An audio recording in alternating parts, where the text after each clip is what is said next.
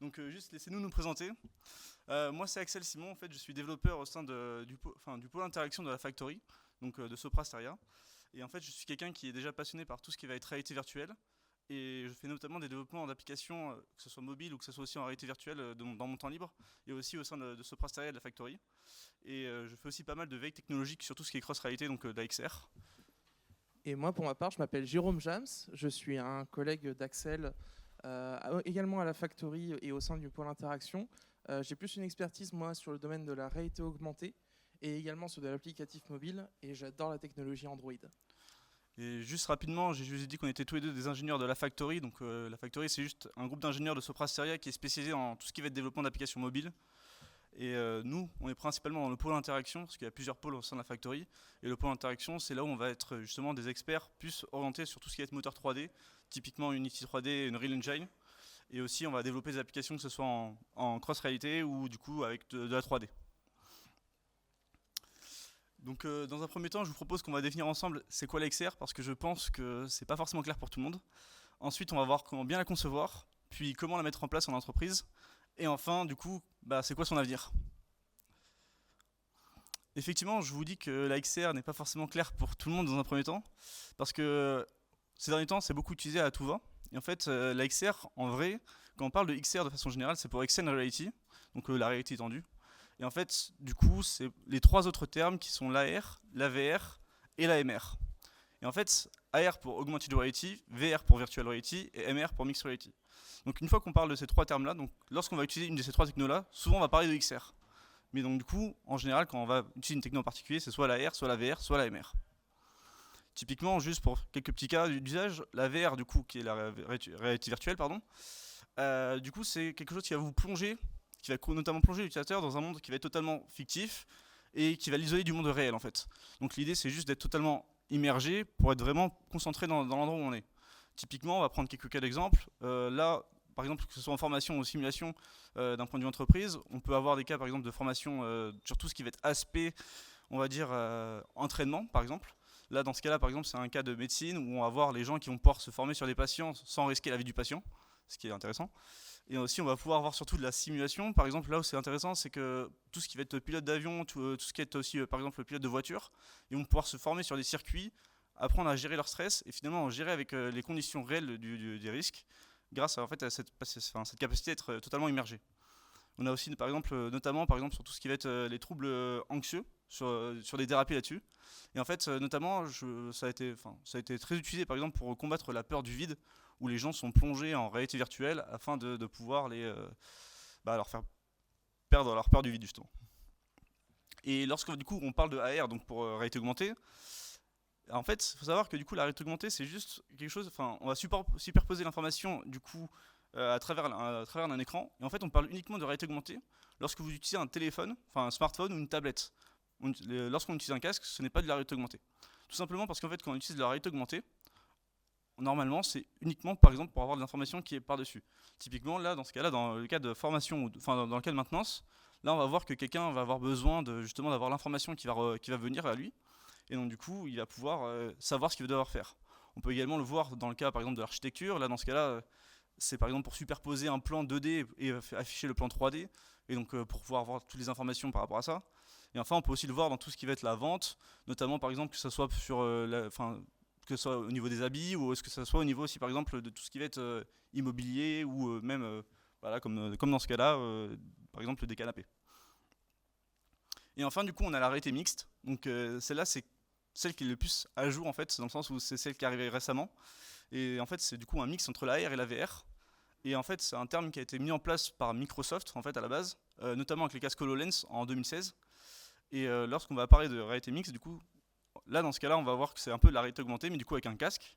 Et en fait, ça va permettre aux utilisateurs de pouvoir interagir directement au sein de leur environnement. Là, typiquement, en formation ou maintenance, là, ils peuvent directement interagir sur les objets dans lesquels ils doivent agir, justement. Et donc, du coup, c'est grâce à ces casques-là qu'ils vont pouvoir le faire. On peut également le voir, par exemple, sur tout ce qui est aussi prototypage 3D, où là, dans ce cas-là, c'est pour plus à échelle réelle, etc. Donc, c'est vraiment des petits cas d'usage. Et en fait, surtout, pourquoi ces derniers temps, on a un petit engouement autour de la XR? Je pense que tout le monde le sait, en 2024, il y a eu l'Apple Vision Pro qui a été lancé. Donc pour ceux qui ne connaissent pas encore Apple, du coup c'est quand même un grand géant du coup de l'informatique. Et notamment, en gros, avec leur casque Apple Vision Pro, il est arrivé sur le marché du coup en février 2024 en France, je crois en Europe à peu près. Et d'ici la fin de l'année, ils ont prévu à peu près 500 000 casques de vente. Donc c'est un peu en dessous ce qu'ils ont prévu à la base, mais ça s'explique notamment par rapport au fait que l'Apple Vision Pro est un marché qui est assez haut de gamme, et le casque en fait c'est plus pour les professionnels en fait. Et donc dans ce cas-là, d'ailleurs Apple le sait très bien, du coup avec leurs casques qu'ils ont vendus, ils ont même prévu des casques qui sont un peu plus bas de gamme pour pouvoir du coup concurrencer les autres marchés. Et par exemple, typiquement dans les autres marchés, on va voir Meta aussi, qui était avant Facebook et du coup qui avait racheté Oculus en 2021. Et du coup, pour pouvoir créer leur propre casque, enfin pour pouvoir créer les casques, les MetaQuest par exemple. Et là, le MetaQuest 3, le dernier MetaQuest qui est sorti, à peu près, il est sorti en octobre du coup 2023. En fait, en l'espace de 7-8 mois, il a fait à peu près 1 million de ventes de casques. Donc c'est vraiment l'idée, c'était de vendre tous ces casques-là. Déjà de 1 pour pouvoir augmenter la communauté sur tout ce qui est l'aspect XR. Et du coup, c'est ça qui est intéressant. Et c'est pour ça qu'on parle de plus en plus de la XR ces derniers temps. Parce que du coup, ces acteurs-là, en fait, ce sont des casques plus qui sont orientés MR. Mais comme je l'ai dit tout à l'heure, on parle de XR parce que c'est de façon générale, c'est un peu le terme global en fait. Merci beaucoup Axel pour cette partie introductive.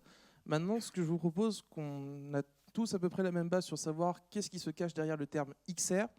Ce que je vous propose, c'est qu'on voit ensemble comment bien la penser, comment bien la concevoir dans vos applications que vous allez sans doute développer. Tout d'abord, quelles vont être les problématiques qui sont propres à la XR? Le premier, l'effet le plus horrible quand on utilise ce casque, ce genre d'outils, c'est notamment le mal des transports, ou le motion sickness en anglais. C'est un élément auquel il faut faire attention, puisque ça crée un inconfort auprès de l'utilisateur, voire même donner des troubles nauséeux. Et donc ça, on veut éviter que notre application provoque ce genre de problème. Le deuxième point qu'on va prendre en considération, c'est notamment la fatigue visuelle. Notamment si vous êtes sur un casque de réalité virtuelle, vous êtes totalement isolé dans le noir face à un écran lumineux, et donc vos yeux se fatiguent beaucoup plus rapidement comparé à si vous étiez face à un ordinateur ou face à un smartphone par exemple. Et enfin, la troisième contrainte qu'on va avoir, ce sont des contraintes environnementales, c'est-à-dire dans quelles conditions vous allez pouvoir déployer votre application. Est-ce que vous allez avoir suffisamment de place pour pouvoir utiliser votre application? Est-ce que, du coup, il faut mettre en place des petits subterfuges qu'on verra dans un second temps pour faire en sorte que votre application soit utilisée du coup, dans ces petits espaces, etc., etc. Pour répondre à ces trois problématiques, ce que je vous propose de voir dans un premier temps, c'est de parler du sentiment de présence. Le sentiment de présence, qu'est-ce que c'est? C'est un mot théorique qui définit le positionnement de l'utilisateur dans l'expérience VR, et c'est faire en sorte que l'utilisateur se sente présent dans son expérience virtuelle. Cela passe notamment par une concordance d'essence entre ses mouvements dans le monde réel et dans le monde virtuel, afin de notamment limiter ce fameux motion sickness. Ça passe également par une situation d'un point de vue humain. Quand on va mettre en place l'utilisateur dans une simulation, on va essayer de faire en sorte que les objets sont à échelle réelle, que les objets ont un comportement physique qui soit proche du comportement physique qu'on a dans la réalité, afin de ne pas briser l'immersion. Et enfin, il faut être également capable, pour renforcer ce sentiment de présence, donner toujours quelque chose à faire à notre utilisateur, même si c'est quelque chose de simple et qu'on ne va pas le surcharger. L'idée, c'est de mettre en place, par exemple, des petits indices visuels, des indices sonores, qui vont permettre de le maintenir engagé tout au long de votre expérience. Maintenant, on parle de sentiment de présence. Vous allez me dire, oui, mais il est présent dans un monde virtuel. Et comment est composé cet espace virtuel? Pardon. Donc là, ce que je vous propose, c'est de prendre un exemple. Donc là, on a par exemple notre utilisateur qu'on va appeler Ulysse. Il est dans un espace virtuel. Déjà, la première étape de cet espace virtuel, Ulysse ne va pas avoir la globalité, il va être limité par un champ de vision défini en fonction de l'appareil qu'il utilise, que ce soit casque, tablette ou autre. Dans ce champ de vision-là, Ulysse va voir des éléments ou des personnages avec lesquels il va pouvoir interagir. Donc là, par exemple, il voit dans son champ de vision Nono le robot, il y avait une rêve cachée à cet endroit-là. Enfin, le dernier élément que compose en général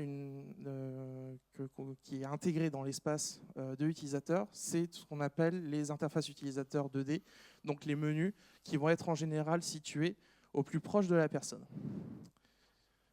Et déjà là, juste avec cette représentation-là, vous allez me dire, Jérôme, il y a une problématique, c'est qu'est-ce qui se passe si mon utilisateur est dans un espace réel plus petit que celui de l'espace virtuel?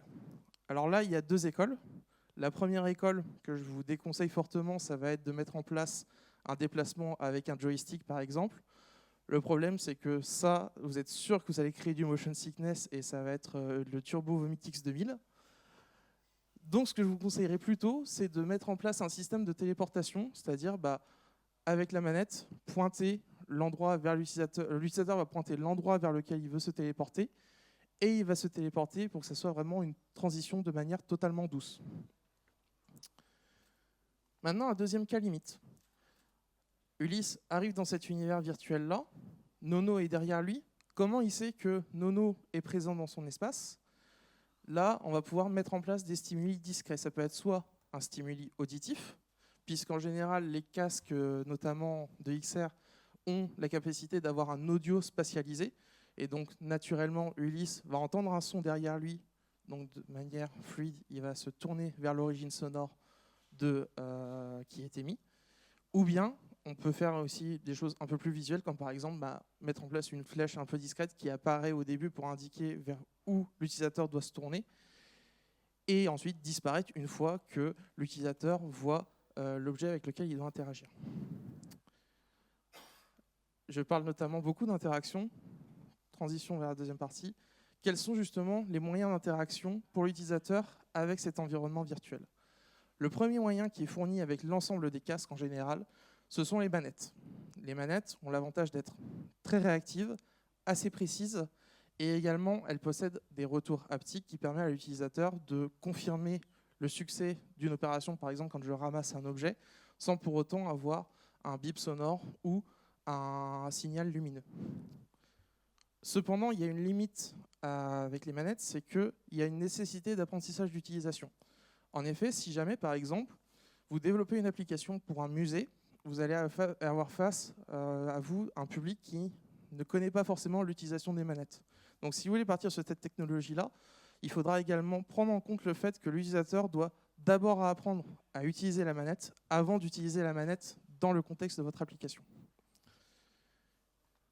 Une deuxième méthode d'interaction, c'est ce qu'on appelle le hand tracking. Le hand tracking, comment il est réalisé? C'est notamment sur les casques, vous avez des caméras vidéo qui filment en temps réel l'espace de la pièce. C'est notamment ça qui est utilisé pour définir les limites physiques pour le casque. Et grâce aux caméras, les caméras vont pouvoir en fait détecter vos mains et les positionner dans le monde virtuel. Ce qui permet d'avoir une interaction totalement immersive parce que littéralement, on met le casque et on utilise directement nos mains. Et de plus, je pense que vous savez tous utiliser vos mains, contrairement à des manettes par défaut. Donc la partie apprentissage est beaucoup plus naturelle et beaucoup plus facile. Cependant, évidemment, vous allez me voir venir, il y a un défaut à ça, c'est que, contrairement aux manettes, on est quand même sur un résultat qui est moins précis, moins réactif, on n'a pas de retour haptique. Et également, il faut faire attention dans les conditions d'utilisation du casque, puisque comme ça se base sur un flux vidéo, si vous utilisez votre casque avec du hand tracking dans un environnement trop lumineux ou trop faiblement lumineux, le hand tracking va être de mauvaise qualité et donc ça peut être une expérience frustrante pour l'utilisateur. Enfin, il y a une troisième méthode d'interaction, puisqu'on a parlé de XR, et notamment en réalité augmentée, qui est disponible sur les smartphones et les tablettes. Donc, faire une application de XR peut être également être réalisé du coup sur smartphone et tablette, et on peut utiliser cette smartphone ou cette tablette comme moyen d'interaction.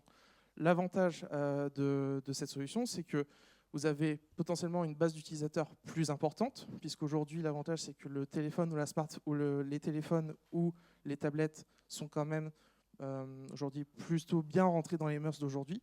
Donc votre utilisateur va avoir peu de connaissances nécessaires pour pouvoir prendre en main la tablette. Et enfin, également, vu que vous n'êtes pas totalement immergé, vous êtes moins sensible au mal des transports.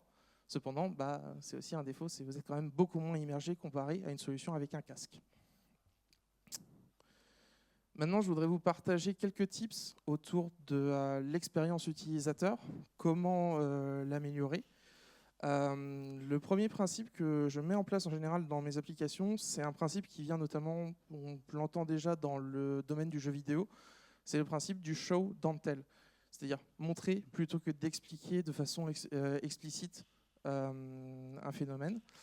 C'est-à-dire par exemple ici, si mon utilisateur a un objet avec lequel il doit interagir, au lieu de lui dire alors il faut que tu ailles chercher le marteau pour aller à tel endroit pour l'utiliser, concrètement ça va briser son immersion. Il vaut mieux laisser l'utilisateur explorer son environnement et qu'il puisse se rendre compte par lui-même les éléments avec lesquels il peut interagir. Et notamment, par exemple, un moyen, ça peut être si l'utilisateur doit à un moment utiliser un marteau, alors on peut mettre le marteau en surbrillance. Également, un deuxième point pour améliorer l'expérience utilisateur, c'est le contrôle des interfaces utilisateurs, notamment les menus 2D dont je vous parlais en introduction. Du fait qu'on a un champ de vision limité, il faut essayer de minimiser au maximum la quantité de menus et essayer de faire en sorte qu'ils apparaissent uniquement au bon moment afin que l'utilisateur ait son champ de vision dédié pour l'affichage de l'espace virtuel. Une bonne pratique, par exemple, c'est sur le casque HoloLens, dont là c'est un exemple. Si l'utilisateur souhaite afficher un menu, au lieu d'avoir un menu qui se balade constamment avec lui, on peut associer le menu à une certaine position de la main, c'est-à-dire que l'utilisateur va regarder sa main. Sa main va afficher d'abord un menu de taille petite ou moyenne, et ensuite, il va pouvoir interagir avec ce menu pour le rendre plus large ou plus complexe. Également, j'ai beaucoup parlé de stimuli visuels. Alors, il faut savoir les utiliser à bon escient et avec parcimonie, puisque si jamais vous mettez trop en place un nombre incalculable de stimuli visuels, vous allez perdre votre utilisateur, et la conséquence de ça, c'est qu'il va se sentir mal à l'aise, et sa réaction, ça va être « je pose le casque et merci, bonne journée ». Enfin, en termes d'expérience utilisateur, le dernier point très important auquel il faut faire attention, c'est la latence. En général, aujourd'hui, on considère qu'il faut viser une valeur de 90 images par seconde en termes de valeur de rafraîchissement afin de limiter justement le phénomène de motion sickness. Comment réaliser ça? Ça va passer par une phase d'optimisation obligatoire, tant dans votre code, mais également sur les modèles 3D que vous allez utiliser. Donc, par exemple, vous pourrez demander à votre artiste 3D de faire en sorte de réduire la quantité de polygones sur vos modèles 3D. Et enfin, une bonne manière d'anticiper justement ce phénomène de latence, c'est au cours du processus de développement, mettre en place un développement itératif, c'est-à-dire que régulièrement, il faut que soit votre utilisateur final, soit votre client final puisse tester l'application afin que dès que vous ajoutez une nouvelle brique, si cette nouvelle brique pose problème sur ce phénomène de latence, et maintenant, dans ce cas-là, vous pourrez la corriger. Et maintenant, je vais repasser la main à Axel. Merci Jérôme. Du coup, maintenant qu'on a vu ça, je vous propose de voir comment on va pouvoir la mettre en place en entreprise. Et en fait, dans un premier temps, quand on a envie de la mettre en place en entreprise, on se heurte souvent à quelques petites barrières. La première barrière qu'on a souvent en tête, c'est qu'on a besoin d'un PC qui est surpuissant, parce qu'il va falloir tourner avec des graphismes spectaculaires, plein de choses comme ça, une grosse puissance de calcul, et donc du coup, on pense tout de suite qu'on a besoin d'un gros PC. Ensuite, souvent dans la tête des gens, on a ce besoin d'espace. Lorsqu'on installe un casque, on se dit, tiens, une fois que le casque est positionné, on ne peut plus le bouger, on ne peut plus bouger l'endroit. La zone, il faut avoir forcément une zone qui est dédiée pour ça. Ça, c'est souvent les premiers trucs qui viennent en tête lorsqu'on parle de vouloir installer la XR. En plus de ça, on va nous dire, attention, ouais, je veux bien en mettre, mais le prix est élevé. Alors, c'est vrai que tout ça est vrai et c'est des choses qui sont justifiées, en fait. Mais en fait, il faut l'aborder d'une façon différente. Lorsqu'on parle, par exemple, d'un PC puissant, il faut savoir que lorsqu'on va avoir, par exemple, certains casques, on va prendre par exemple le Vision Pro ou alors même le casque HoloLens, il y en a encore d'autres, mais dans ce cas-là, vous n'avez plus besoin de PC pour les faire tourner. Donc certes, pour le développer, vous avez besoin, mais le client final, à la fin, qui va utiliser votre application, n'a plus besoin d'avoir un PC pour pouvoir utiliser ces casques-là. Donc ça veut dire que lui, de son côté, il a juste besoin d'avoir le casque, et ça lui suffira. Donc finalement, quand on regarde au niveau des prix, c'est pas forcément ça qui peut faire peur. En plus de ça, si on prend par exemple ces casques-là, souvent ils sont plug and play, c'est-à-dire qu'on va pouvoir les mettre directement sur la tête, et directement pouvoir se déplacer, agir avec. Et donc ça veut dire, du coup, il n'y a pas besoin de faire d'installation, et du coup, il n'y a pas de risque d'espace. En plus de ça, souvent en fait, quand on va voir la qualité des prix, comme vous a dit Jérôme tout à l'heure, il y a le champ de vision de l'utilisateur qui arrive dans un premier temps. En fait, tous les casques vont avoir des champs de vision différents. Il faut savoir que l'œil humain, à peu près, enfin, notre champ de vision, normalement, quand vous regardez devant vous, c'est à peu près 220 degrés. Donc on voit que les casques ne sont pas encore au niveau d'un champ de vision humain, mais on s'y rapproche. D'ailleurs, même, c'est pas spécialement un jour, parce qu'il y a une dernière qui est sortie à peu près à 180 degrés de mémoire. Et en plus de ça, du coup, on voit qu'il y a différents champs de vision qui vont changer. Et derrière, en plus de ça, il va y avoir la qualité d'image des lentilles, donc tout ce qui va être l'écran qui est derrière qui va changer. Donc tout ça pour vous dire que finalement, en vrai, il faut choisir judicieusement son matériel. En fonction de son besoin, on n'a pas forcément besoin de prendre le casque le plus élevé, enfin avec le prix le plus élevé ou non, on n'a pas forcément besoin du même matériel. Par exemple, si demain je veux faire une application moi de simulation, pour que ce soit un pilote d'avion par exemple, dans ce cas-là, on voit que je vais devoir prendre une installation qui va déjà rendre le pilote confortable, qui va donner l'impression qu'il est dans son avion. Donc que ce soit déjà avec les manettes, que ce soit avec les pédales, etc., qui vont lui faire penser qu'il est dans un avion. En plus de ça, on va lui prendre un PC forcément pour pouvoir faire tourner la simulation correctement, avec un bon casque derrière qui est visuel. Et donc du coup, on va prendre une bonne qualité graphique, etc. Et comme ça, en fait, là, dans ce cas-là, en passant déjà sur de la réalité virtuelle, le pilote va avoir l'impression d'être totalement immergé en fait dans son monde, enfin dans son avion en fait, et ce qui va du coup renforcer ce sentiment d'être bien dedans déjà. Et par contre, si jamais j'ai besoin de faire des applications, on va dire plus de réalité augmentée ou autre, enfin ou réalité mixte plutôt, là dans ce cas-là, par exemple, on peut s'orienter vers d'autres casques. Et là, on va voir que l'espace, comme je l'ai dit tout à l'heure, le casque, on peut le ranger facilement, on peut le ressortir, on va pouvoir se mettre n'importe où pour pouvoir l'utiliser. Là, typiquement, je peux très bien mettre un casque et parler avec un casque devant vous sans prendre de risque, parce que du coup, je verrai ce que j'ai. Je pourrais me déplacer dans l'ensemble sans prendre de risque. Donc ce qui veut dire que finalement, il n'y a pas vraiment besoin d'avoir d'espace attitré pour ça. On peut le faire un peu à n'importe quel moment. Et du coup, je vous propose juste de voir un exemple, par exemple, de VR. Je vais prendre juste un exemple de VR et un exemple d'AR pour commencer, et après on continuera à peu près. Et du coup, juste un exemple concret du coup pour la VR, c'est un exemple que j'aime beaucoup, c'est un partenariat en fait entre Alstom et Uptel, où ils avaient fait une application du coup d'immersive learning.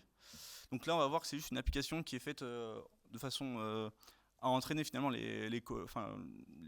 leurs agents pour pouvoir déjà se déplacer, voir tout ce qu'il y a à faire, les tâches de sécurité, enfin toutes ces choses-là en fait.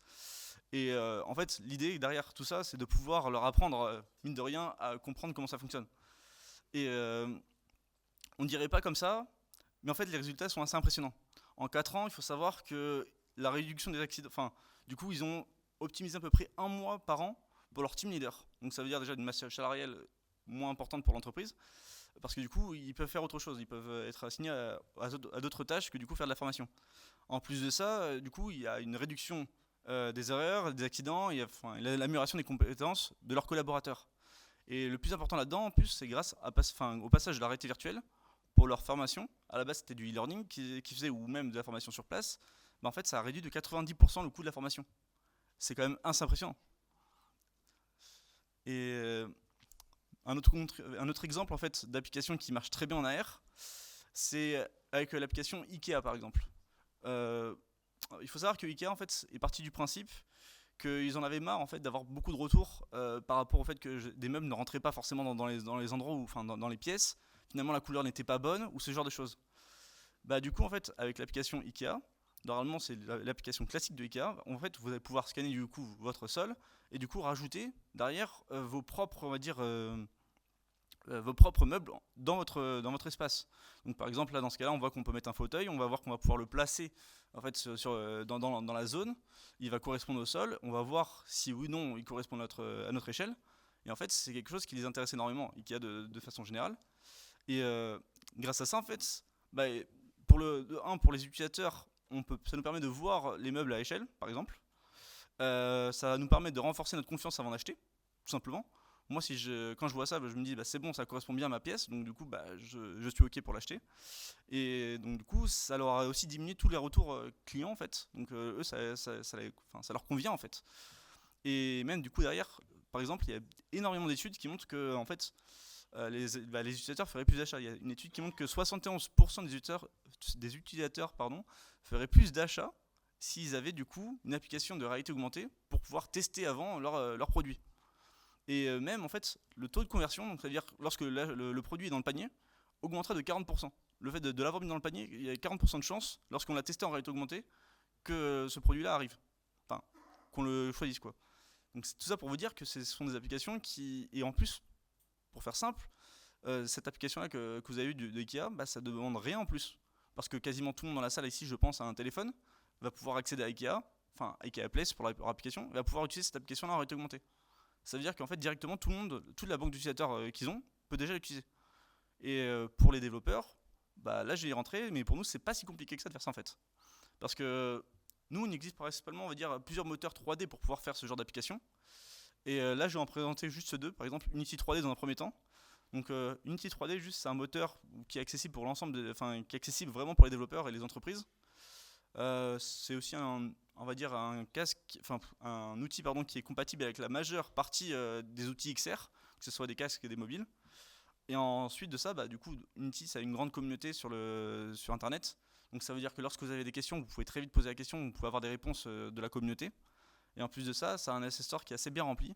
Donc ça veut dire que par exemple, si demain j'ai envie, je sais pas, de créer une application, et j'ai envie par exemple que dans mon application il y a une maison, bah, je peux très bien d'abord regarder sur l'asset store d'Unity s'il n'y a pas cette maison-là qui existe, une maison qui correspond. Et donc du coup, je peux mettre cette maison-là dans mon application grâce à l'asset store. Donc ça veut dire que ça peut faciliter, vos applications peuvent être faites beaucoup plus rapidement en fait. Et en plus de ça, du coup, on a pas mal de projets d'exemples en fait, qui sont présents directement lorsque vous installez Unity. Donc là, par exemple, dans ce cas-là, je veux lancer un projet sur Unity 3D et je vois qu'il y a plusieurs solutions pour démarrer mon projet. Là, par exemple, pour commencer, bah, je vais vous faire un test avec le Sample VR. Donc en gros, c'est juste lorsqu'on lance Unity, on va pouvoir lancer un Sample VR. Donc là, c'est le Sample VR. J'ai juste eu besoin de mettre mon casque de réalité virtuelle sur la tête et je peux directement faire tout ce que vous voyez à l'écran. Ça veut dire que je peux me téléporter, je peux interagir avec par exemple des interfaces UI. Là on a vu encore que je pouvais me téléporter sur des points d'objets fixes. Je vais pouvoir aussi interagir, on va dire, avec des différents objets, donc les attraper, etc. On va voir aussi du coup, comme Jérôme l'a dit tout à l'heure, on peut aussi se déplacer avec le joystick. On voit qu'il y a un autre truc qui a été rajouté par rapport à l'histoire des joysticks, c'est en fait un cercle un peu autour des yeux. Parce qu'en fait, il faut savoir que lorsque vous vous déplacez, on va dire, à plus grande vitesse, bah souvent normalement votre champ de vision est réduit. Donc du coup, on va faire exprès de réduire ce champ de vision avec un halo noir afin de limiter le motion sickness. Et en fait, ce cas-là va être vraiment fait, par exemple, dans les cas où, là on va le voir, lorsqu'on va devoir grimper, par exemple. Dans certains cas, en fait, c'est nécessaire de grimper, par exemple, à une échelle ou autre. Bah, lorsqu'on grimpe, en fait, on peut pas se téléporter en fait en se grimpant. Ou alors, ça casse entre guillemets l'immersion. Donc du coup, c'est aussi principalement pour cette raison-là qu'il y a cette partie-là, en fait. Donc, grosso modo, Unity, c'est quelque chose qui est assez abordable pour la plupart des développeurs. Et c'est quelque chose qui, lorsqu'on veut développer une application dessus, c'est assez rapide en fait de pouvoir en faire. Après, évidemment, plus l'application est complexe, plus ça va nous prendre du temps, nous développeurs, pour pouvoir le faire. Et on voit que grâce aux applications, en fait, au sample, on va pouvoir voir directement les différentes interactions qui sont possibles d'être réalisées. Et ça, grâce en fait, à leur sample. Donc, ça veut dire que nous, les développeurs, on va pouvoir dire, ok, bah moi j'ai envie de créer aussi une scène, je vais pouvoir me téléporter. Bah, je regarde comment ils ont fait ça sur leur scène de sample. Bah, du coup, je peux très vite l'intégrer à mon projet Unity. Du coup, l'autre moteur que je voulais vous parler, c'est Unreal Engine. Et ce moteur-là, en fait, il est très connu pour ses expériences qui sont beaucoup plus photoréalistiques. Là, on le voit directement lorsqu'on regarde, on a l'impression presque d'être dans la réalité, mais non, c'est bien dans Unreal. Et en fait, typiquement, l'application que je vous ai présentée juste avant, Ikea Place, bah, elle est faite avec ce moteur-là. Donc c'est pour vous donner des idées que les moteurs qu'on vous présente, c'est vraiment des trucs qui sont utilisés.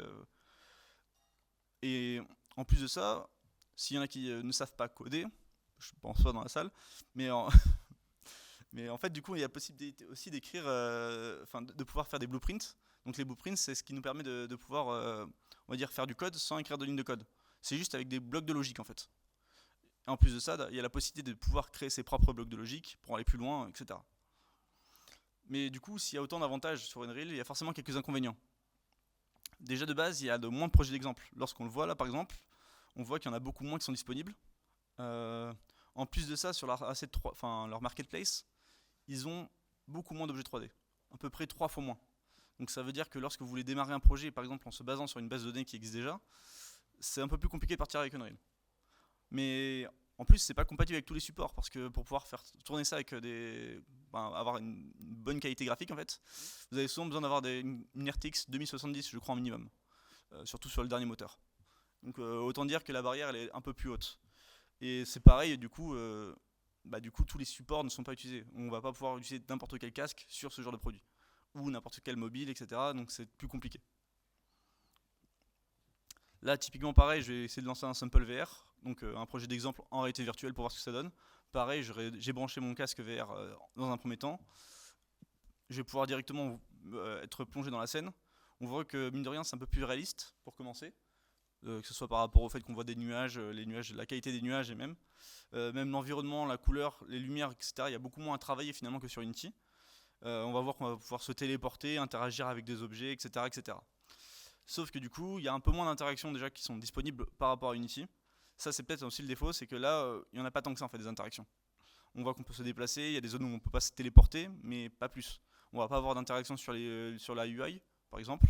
On ne va pas pouvoir avoir non plus le déplacement avec le joystick. Et donc ce sont quelques interactions qui sont un peu manquantes, mais que du coup, on peut quand même se débrouiller en tant que développeur.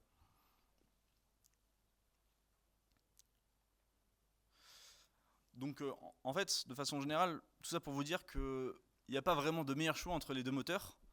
De base, il faut choisir son moteur en fait en fonction de son besoin.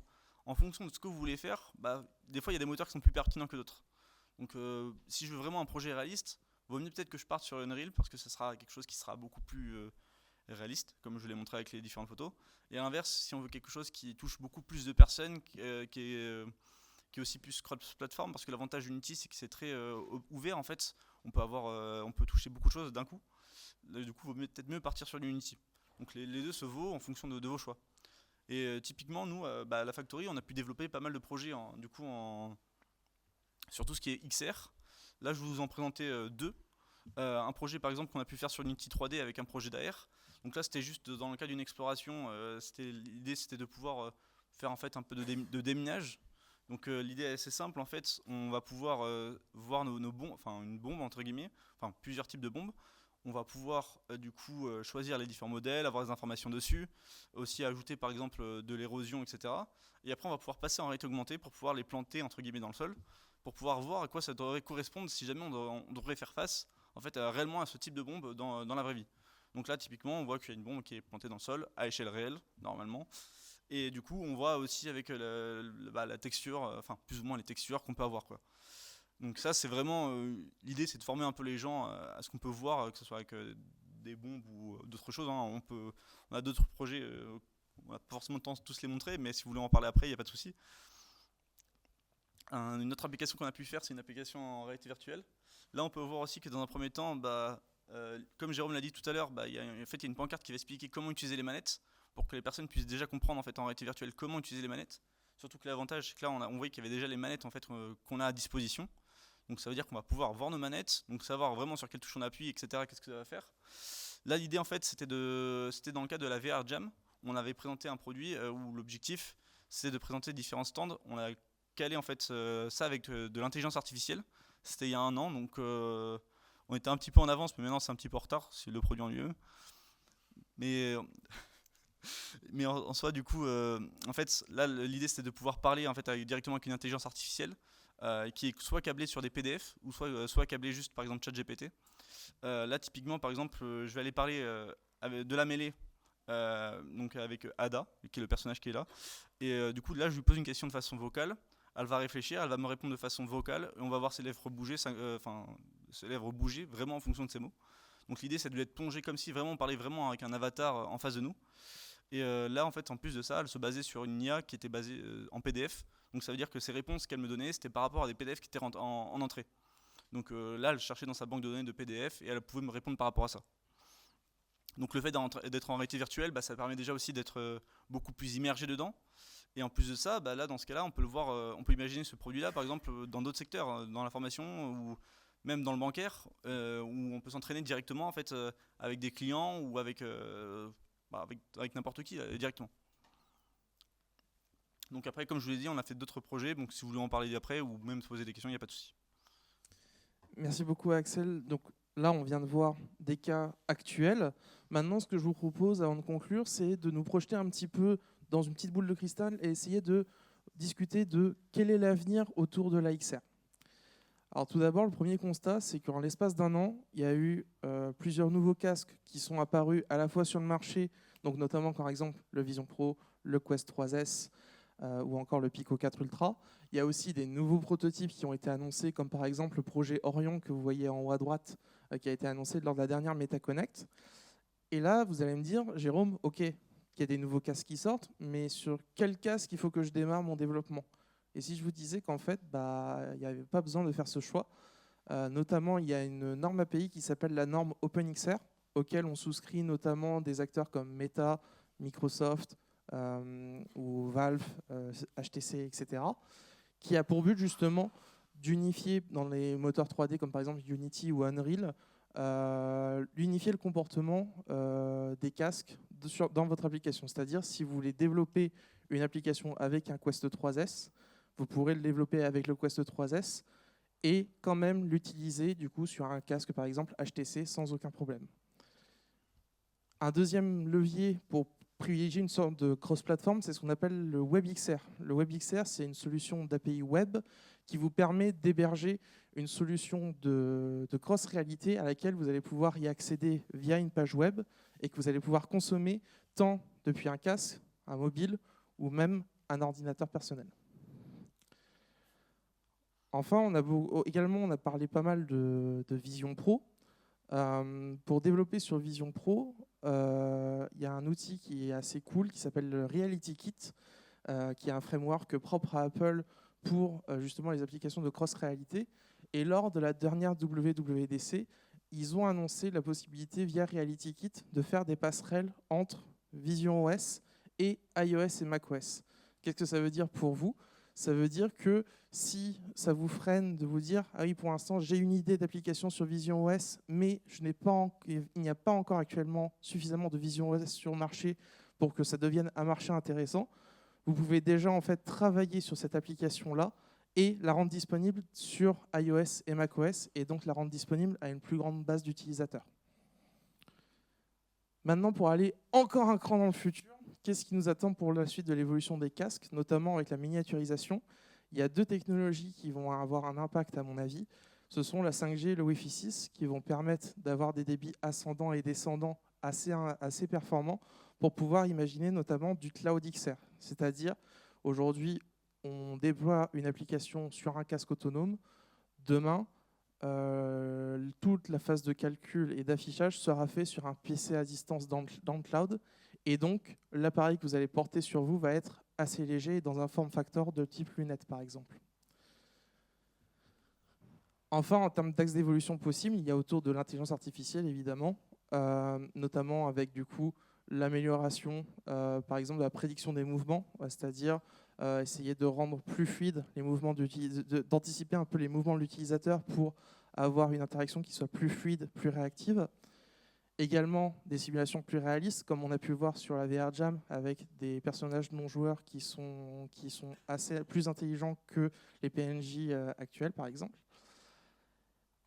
Également, un autre gain autour de l'IA va être, par exemple, au niveau de la fluidité. Notamment, on peut imaginer des technologies comme on peut voir dans le jeu vidéo avec le DLSS, qui est une technologie qui permet de compenser les pertes de taux de rafraîchissement, les pertes d'images par seconde pour essayer d'avoir un taux de rafraîchissement constant. On peut imaginer du coup appliquer ces technologies-là dans le cadre d'un casque de cross-réalité.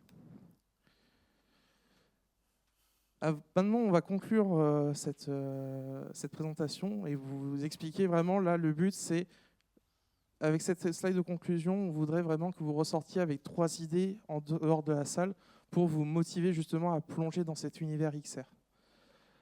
La première idée est que tout d'abord, on a vu, la XR peut avoir un impact significatif sur les entreprises et surtout être rentable. Le deuxième point, quand vous allez concevoir votre application XR, il faut que l'expérience utilisateur soit vraiment au centre de votre développement. Et enfin, on espère l'avoir démontré que la XR est toujours un marché porteur et qu'elle n'a certainement pas dit son dernier mot. On vous remercie pour votre attention. Je ne sais pas si on a le temps pour les questions. Je crois qu'on a encore un petit peu de temps pour quelques questions. Il nous reste 5 minutes. Si jamais vous voulez poursuivre la conversation après ces questions-là également, on est présent sur le salon du DevFest.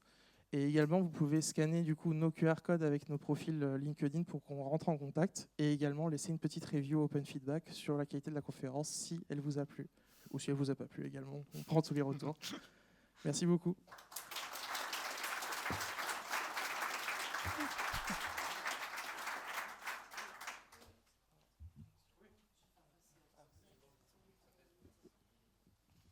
C'était là. On se relie sur ce micro.